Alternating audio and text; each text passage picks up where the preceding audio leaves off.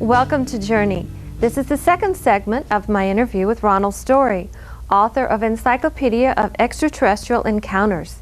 So stay tuned and find out more about what's been flying around our skies for many years on this journey.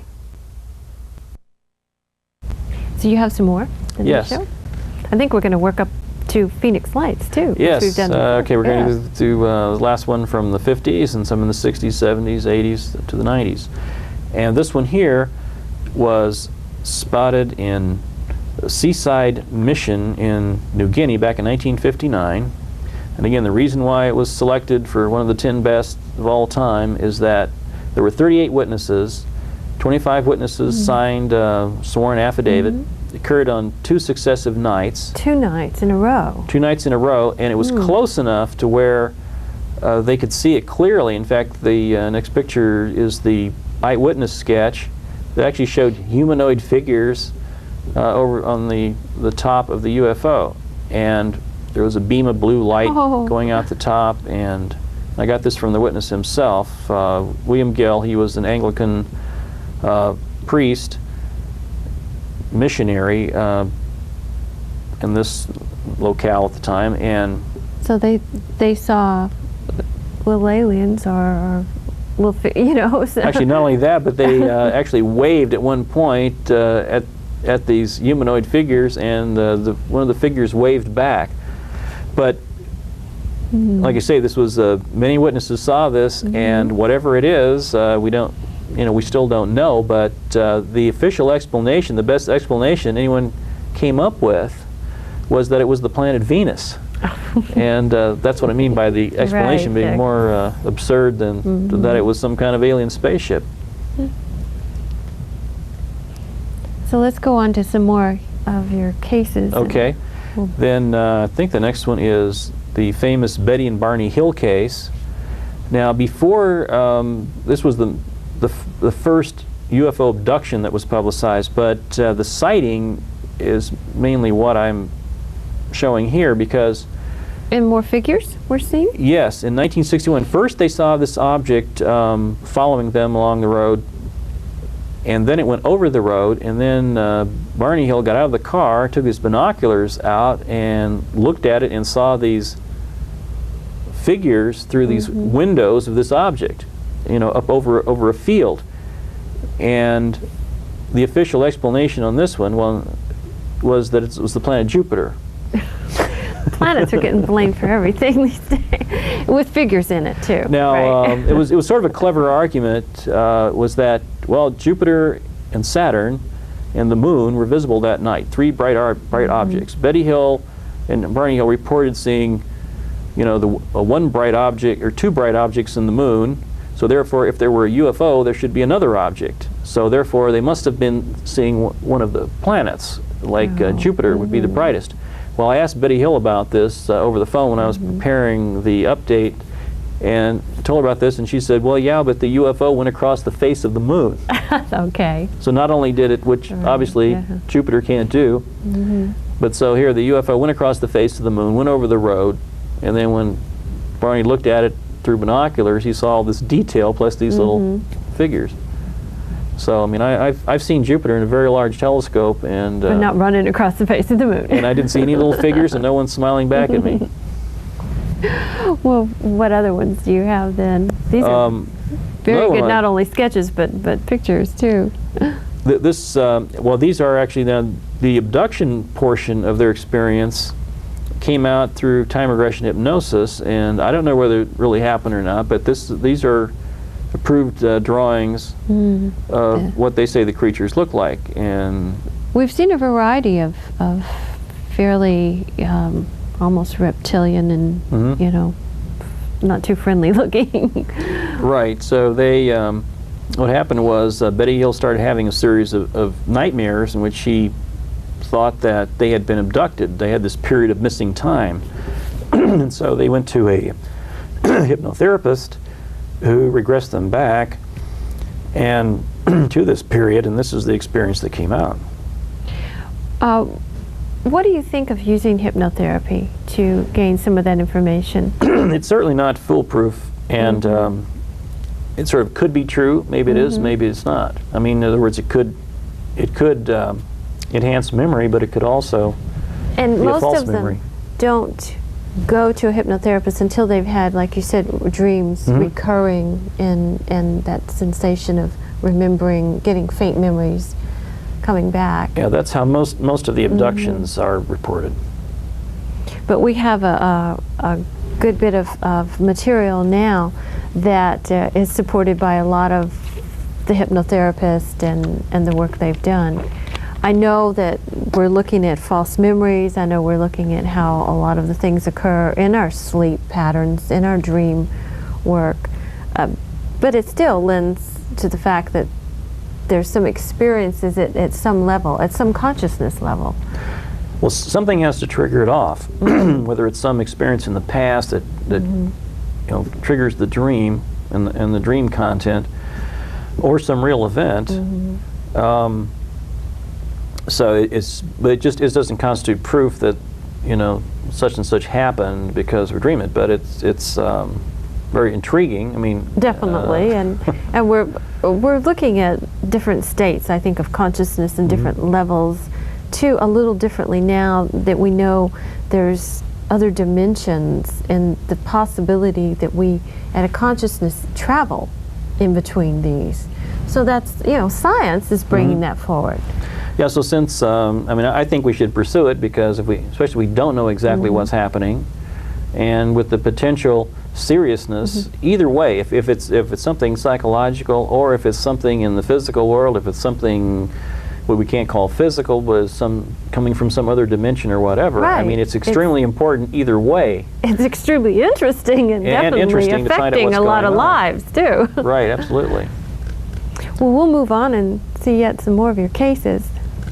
So in another one, not far from where, in New Hampshire, where the Hills had their experience, was the famous Exeter Kensington sighting, and this was another one that was so fantastic, again witnessed by many people. There were half a dozen witnesses involved altogether at different stages of this event. It started off where a police officer found a lady parked alongside the road who said that this huge object had been diving at her, and the policeman thought, well, she must be just weird or something, and so he went back to the station, and then this 18-year-old naval reservist who had been hitchhiking came into the police station all shaken up, talking about some weird object that had been diving at him out over the another highway. Right. So the police officer went with him back to where he reported the UFO and to the location. First they saw nothing, then they saw this huge object with these, it had these red lights in sequence on the front of the UFO, and it caused a halo effect, and it also illuminated the entire area in red light. They said it was so bright they could hardly look at it. So it was. So I mean, this is obviously something out of the ordinary. It started hovering over them and wobbling in some very, called a falling leaf motion. Then before it left, another police officer came on the scene and witnessed it also. Then it took off away from them into the distance, and then there was a call from somebody in a nearby town from a telephone booth saying this huge object passed over them. So I mean, all kinds of corroboration on this case. Then, right. Right, and in fact this one's written up by Peter Davenport, who you mentioned, who investigated this case back then, and he also wrote the Being Slides case for the Encyclopedia. So this is that's a personal favorite of mine. I was always intrigued by this case. Well, we'll move on and move on up to ones more recent too. And also it was explained, this is what I forgot, it was explained as stars and planets. That was how the Air Force explained that Exeter UFO. So again, another very absurd explanation for something that clearly didn't fit that description. The reason, this one here, this was the Strauch case. This was, Arthur Strauch was a deputy sheriff in Minnesota. There's your credible witness. There's another credible witness. And if you look at the next picture, this is a photograph, and this next one is a drawing, and it actually shows the, when you saw the UFO first, in that first photo, it looked like it was one solid light. Here you can see he drew these separate portholes or lights, something like the extra UFO, and it occurred during the same year, not not too distant in time from the other case. And this also was, and he wasn't alone either. He had several people in the car with him when this occurred. And it was hovering, and then it took off. This is another common MO. Just sort of almost just disappears in a split second, right? Right. Sometimes people will report often that they'll see an object just stopped, hovering or whatever, but stopped at one point, and then it'll just shoot off at extremely high speed. And I don't know any aircraft we have that can quite do that. Furthermore, do you have the cases about the vehicles acting strange when they're in the vicinity? Oh, right. There are lots of electromagnetic effects where it affects the battery and kills the battery, and the lights and so on kills the battery. And this has been going on for a long time. I think these cases started back in the 50s. And that's very common, electromagnetic effects. Not only that, cases where jets have chased UFOs, this famous Tehran, Iran case, apparently the UFO affected the instruments in the jet. In the Phoenix Lights case, there was an F-15 pilot that never could be verified because the pilot disappeared after he made the call, but one that called into Peter Davenport's UFO Center, the National UFO Reporting Center, and he said that when they approached the UFO that they got white noise on the radar. So there have been a lot of reports like this of these effects. How about the people with any kind of radiation effects or losing their hair?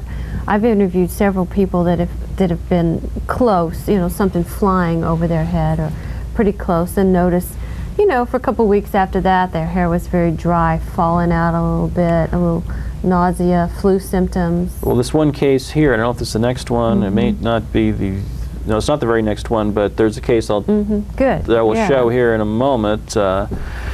It's the Cash Landrum case in Texas, where this did happen to the point where the primary witness died of cancer and probably radiation poisoning. After a close encounter. It's this one right here near Huffman, Texas, and because I haven't heard, she died a few years ago. A whole lot of people that have, as a result, had cancer, and it's not.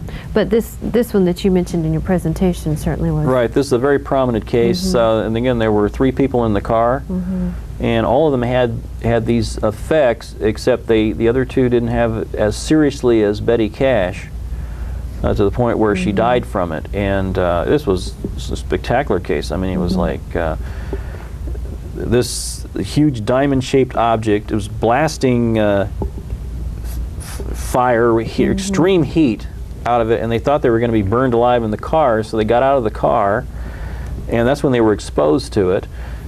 And the object was also accompanied by, they said, about 20 helicopters.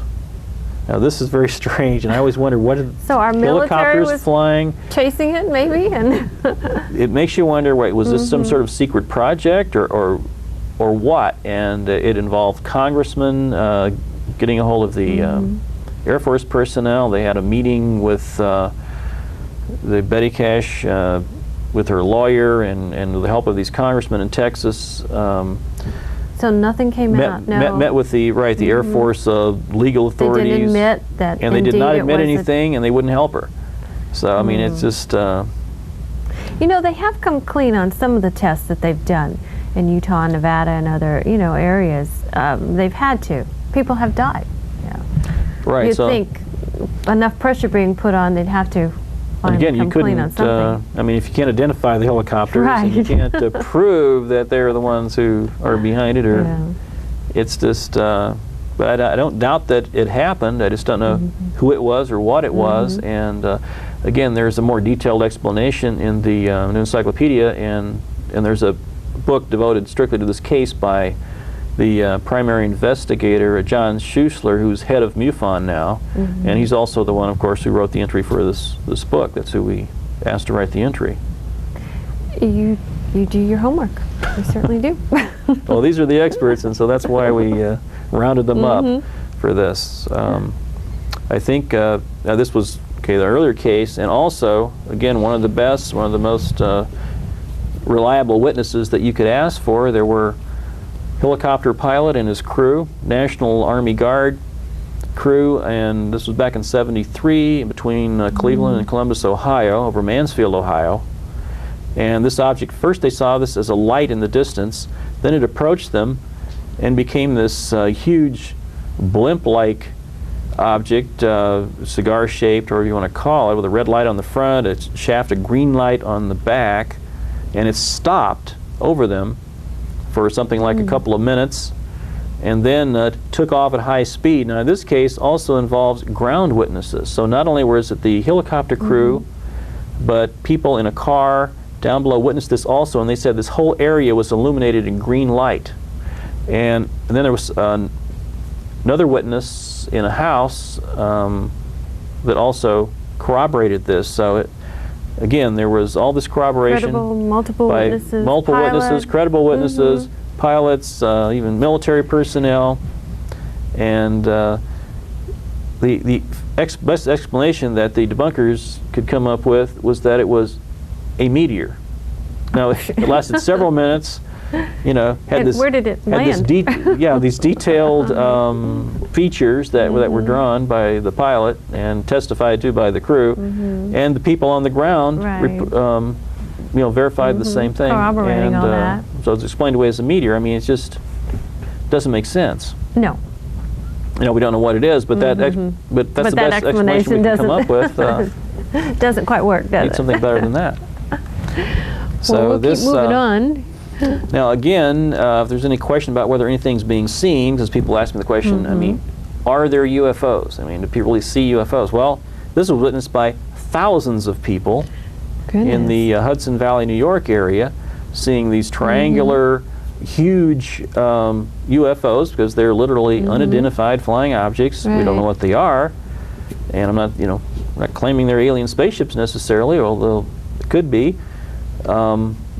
Whatever they are, they've definitely been seen. If they're military testing something, they're not letting us know, and like you said, it can go on for years. Same objects being seen. You'd think eventually they'd finally tell us. Well, there are a lot of secret projects going on, and sometimes we never know. In other words, because there's a lot of funding involved, that they may not tell us they're spending all this money on these things. We finally found out about the B-2. Right, that never pan out, or that turned out to be a waste of money or something. But there are a lot of projects that we probably will never know about that are going on. So you have to consider this a possibility in some cases. Only for a small percentage, more than likely, though. Right, and so this other, I think the Phoenix UFO, no it isn't. In 1995, here's another pilot sighting. America West pilots and crew, not only the pilot, co-pilot, and the flight attendants testified to this one. It was a flight from Tampa to Las Vegas, I believe, and they saw this object that doesn't match anything, any conventional object that we know of. Cigar-shaped again, no wings or anything, with these lights going across it, a light at each end. Again, very mysterious object that was definitely there. I mean, I don't doubt that it happened, and they saw it very clearly. Well, we'll keep moving because we'll get up to. Yeah, I think after this is the Phoenix Lights. Recent, right? And this was kind of similar to the Hudson Valley UFO. The triangular boomerang. Huge triangle. Estimated by many witnesses to be the size of several football fields. Right. And some have even said they thought it was a mile across. I mean, huge in any case. And you might think, well, maybe this was a formation or something of aircraft, but most of the witnesses say that it blotted out the sky. Right. And therefore, appeared to be one large solid object. So, and these sightings started. This was March 13th, 1997. First sightings reported to Peter Davenport at the National UFO Reporting Center were, sightings over, I think, 3 states. Right. It started from Henderson, Nevada, and then other cities along the way till they got to Phoenix, and I think this one's from Phoenix, these drawings. These drawings are by Robert Fairfax, also the Seattle area. This one here represented showing some distortion of stars inside the V area here. Well, I think this one has, like you said, it was certainly broadcast in Phoenix. It was a national show later too. Peter and I have done a follow-up about. Oh, right. A year This got a lot of later. attention. It was on documentaries, on cable channels and so forth. This got a lot of attention. Now, I think there's one more slide of it showing that the size comparison. These are Boeing aircraft here, 727s, I think, just showing how big this thing apparently was, or appeared to be to the witnesses. Now, one point I really like to make about this, there were two different sets of events. There were these objects that were seen, these huge triangular-shaped UFOs, seen, reported. Thousands of people saw these during this period of around, let's say, 8 o'clock, 8:30. Then there were some other sightings of some objects falling down behind some mountains around 10 o'clock or 10:30, like 2 hours later. And when you talk about some of these documentaries, they don't distinguish between these two different sets of objects. And the later set of objects were said to be flares dropped from some National Guard aircraft, A-10s or something. Well, they probably were, and it's very strange that these earlier UFOs became explained away as being those flares, and there were two totally separate events. Okay. And it's very strange that this operation with dropping these flares never occurred at any other time before or since that anyone knows about. So why did this happen at this particular time? I don't know. So that's very strange. But the earlier series of sightings, 2 hours earlier, are just completely baffling and thousands, like we said, finally thousands of witnesses finally documented and sent reports to the UFO Reporting Center and on TVs and specials. So we're getting better. I think we're getting better at having some information out there. Right. When something that spectacular happens, it does get attention. What would you predict might be situations that might be in our near future? Are we ready as a race, do you think, to have contact or not? There's a lot of controversy over that one. In a way, if you look at what's going on in the world today, I think that the aliens they're going to take a look at the mess we have right here. Right, might be afraid to get involved in this mess, but I don't know. I think we're kind of primitive still. No, I agree, especially as a result of the latest. Right, look at all the wars going on and so forth. We can't seem to get together on anything in this world today, and so I can certainly see why a more advanced race would be worried. Yes, about this kid on the block that's got a machine gun. You know, if we can't communicate with each other on this planet of the same species, how could we communicate with a totally different species? I think another world. We've gone backwards as far as having any kind of contact. The 50s and the 70s had, lots going on, and it appeared that we might be moving closer if that was indeed going to happen. I think we've made a giant step backwards now. I don't think they'd be interested in having much conversation with us right at this point. I think so too. That's why it's not mysterious to me why they would not be making contact, and it's also not mysterious why someone would want to be keeping an eye on us. Yes, if they're exactly. There. I would kind of hope that someone with the technology that could forestall a planetary global extinction on our own part, by nuclear, might step in finally, or might have to, That may be what people are worried about. I know we have some statistics on some of this. We're going to talk about. Yes, let's go over those facts. One is that. One that's not up here, but it is that people were asked, this is a recent Life magazine poll, a Life UFO poll just on the subject, from within 2 years It goes in year 2000.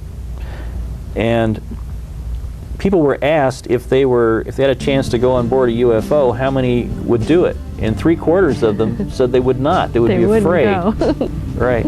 As far as the sightings are concerned, these figures come from figuring the population of the United States at 273 million. Mm-hmm. Now, 6% of the people polled over 18, so they're even more than this because people under 18 were not polled. Only Okay. adults are 18 up. So only adults 18 or over. 6% of them say they have had sightings of UFOs, and they knew another 13% people who had sightings also. That's where you come up with 19%. 19% of our population in this country alone means 43 million sightings. And if you use these percents, you come up with 19 million people who claim alien encounters, 90 million people who believe we've been visited, 147 million people, a majority, 54%, believe we have extraterrestrial intelligence. Well, somewhere else in the universe. It may not be long. I don't know if we'll be around. Wouldn't it be fun to be kind of ambassadors and meet some of these? I don't know that I want to go on board either. Do you? I would be curious enough to do it. Yeah, I might. I've often said I want to interview someone, you know, from another planet, another system. Definitely. And maybe we'll have that chance. Okay, you'll be the first to know. Well, good. Good. Thank you. Thank you for all the work you've done, and we do look forward to, you know, continuing to document the phenomenon or the mystery, or one of these days all the facts will finally be revealed.